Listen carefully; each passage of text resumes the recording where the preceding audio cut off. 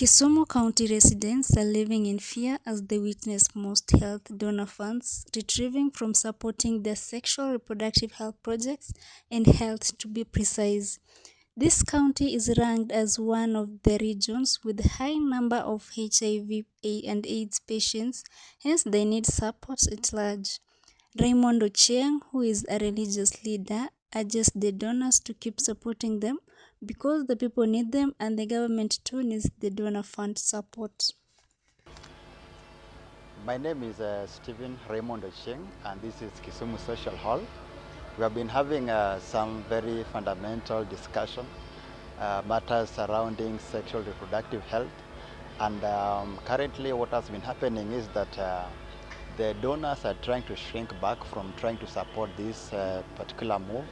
And so we are trying to see that if these donors are going to shrink back for the future, and even as we're discussing matters of sexually reproductive health and matters health, what is the position of religion in all of this? What do we take as people who are believers in trying to shape how we understand or how we take these matters, sexual reproductive health, within our environment? Thank you. So maybe from as a Kisumu resident, in this area, so many people depend on donor-funded projects and programs. Now, Okay. from your perspective as a Kisumu resident, what happens when these donors pull out from supporting some of these programs in Kisumu County?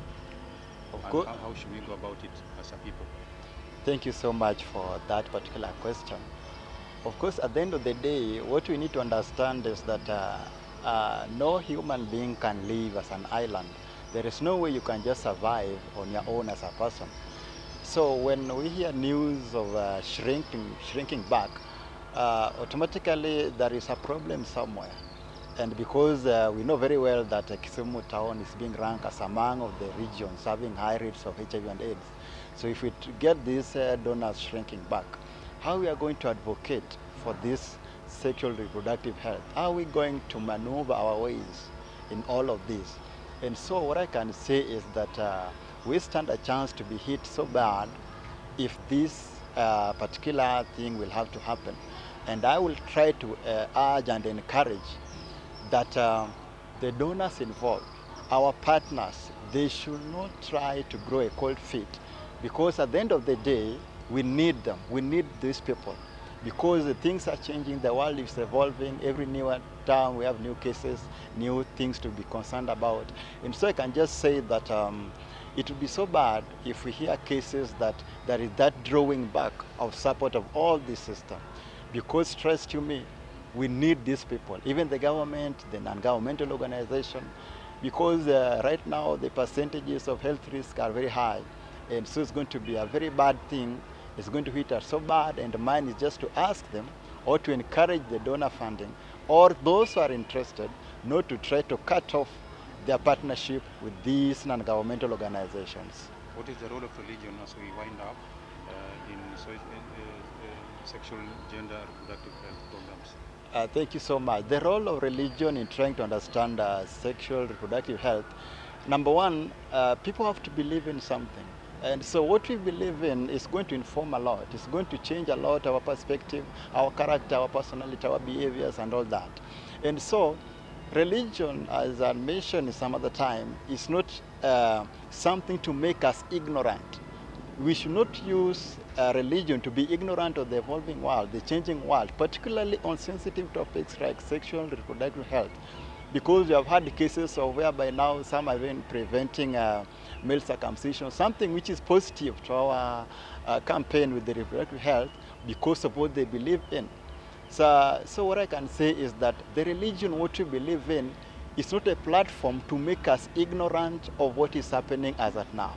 And so mine is to say that religion actually is the one who should be taking the forefront, because what we tell this our congregant, what we'll tell the sheep of Christ is so important to the point that what we'll tell them, they believe so much than even their own parents at home or them, their guardians. And so mine is to say is that what we believe in shouldn't make us ignorant of what we need or expected of us in our campaign for an optimum reproductive health as a nation, as a country, as a community.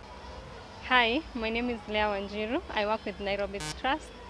So we were here today for a community-led session talking about the shrinking space in the donor funding for SRHR. So how is it going to affect your advocacy campaigns? So shrinking in the donor space would mean that there is low resources, and this would imply a lot of public health problems and challenges, including teenage pregnancy, GBV, HIV, and all. So what this would mean is there'll be rampant cases and high statistics of these outcomes, which will ideally mean also poverty in the long run. Is there anything you are going to do as an organization to mitigate against these challenges or effects? Yes, thank you. And also considering the activity we are doing today is considering our program is ending in the year 2025, so that they are able to overcome these challenges. Yeah. And then finally, what is your message to the donors, to the county government, and to the national government? Thank you. So my message to the county government of Kisumu is they have been very supportive and collaborative. However, we need more allocation of budget, especially in the health sectors, to ensure that we work hand in hand to curb this crisis. To the CSOs and to the partners and also the Right Here and Now consortium, we are grateful for the collaboration. And as we head to 2025, we seek to collaborate together and also see how our sustainability mechanism will be beyond donor funding or reduced funding. Yeah. George Orude. I work at the county government of Kisumu Department of Gender and Youth Affairs as a program officer in charge of gender and youth. I'm here courtesy of Nairobi, and the conversation around here is about when the donor shrinks and the issue of sexual reproductive health rights. What will be the position of Kisumu come that time?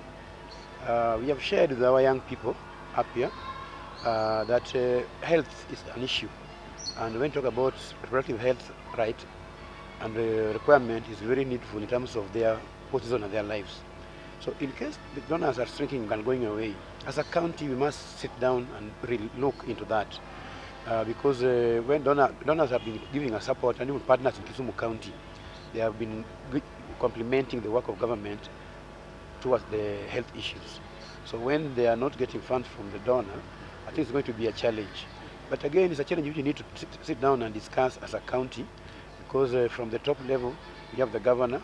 At my department, we have the CC. Then we also have directorate, and we also have the entire Department of Health, and equally the Assembly. It is something we need to sit down and discuss and look at our programming and planning, because sometimes we need to rearrange or look at how we allocate resources based on the needs towards the health. So I believe it's a conversation that we need to discuss as a county, and also look into how we need to finance this. How can we generate more revenue to come into that, because we also do our own revenue generation. If donors not supporting us, we can discuss that. Then equally, we can sit as a community when we are doing our public participation and doing projects. We can think about our needs and how we need to respond to our needs based on our resources and mega resources that we have. So I believe we can sit down, discuss, and look at how do we need now to re-strategize, and what are the basic needs that we need to redirect our money to help this particular situation. Is there anything you have been doing so far as far as advocacy is concerned? Currently, together with the Department of Health, we have been discussing issues of reproductive health, and again we are looking into sustainable livelihood in terms of how we need to sustain that, and also look at what is called responsive budgeting. So I think something which can have a conversion around, and then we can reallocate money based on that to take care of that.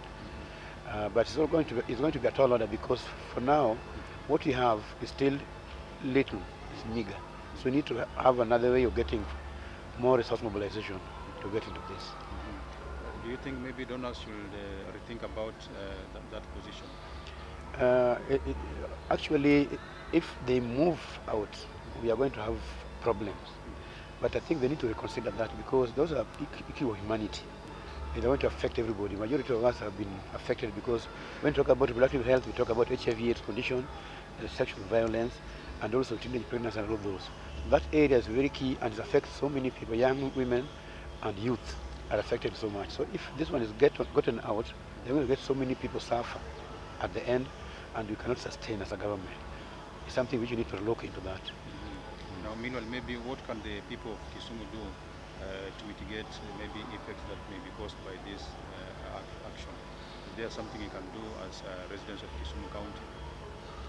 I think we need to look into how we need to do other livelihood strategy where we can get money and support ourselves. And we talk about employment, we talk about business, so that we can grow ourselves into getting livelihood, which can sustain our life and also get us to reach into that line. So we talk about business, we talk about young people getting into opportunities that are employable and meaningfully engaging, so that they can also have additional money to spend. But it's going to be a tough area to deal with. Thank you so much. Asante.